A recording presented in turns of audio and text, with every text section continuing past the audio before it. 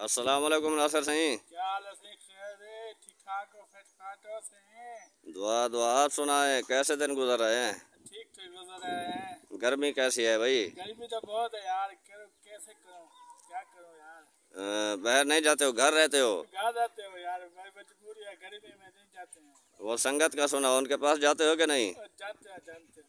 اچھا جاتے ہو تو ورزش بھی کیا کرو، موٹے بہت ہو گئے ہو آپ۔ کرتے ہیں ورزش۔ شادو سنا بھائی، کیا حال ہے تیرا؟ ٹھیک ہے، کیا کر رہے ہو آج کل، کیا کام کرتے ہو؟ کہاں کرتے ہو محنت مزدوری، شہر میں دیہات میں؟ اچھا، طبیعت آپ کی کمزور لگتی ہے، بیمار رہے ہو کیا؟ نہیں، طبیعت خراب ہے کیا آپ کی، کمزور ہو گئے ہو بہت؟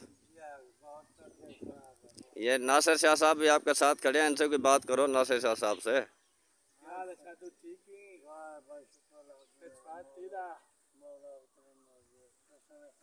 اللہ کا شکر ہے۔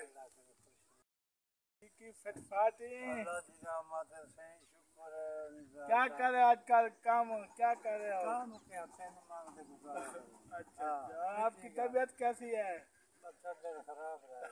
ٹھیک ہے۔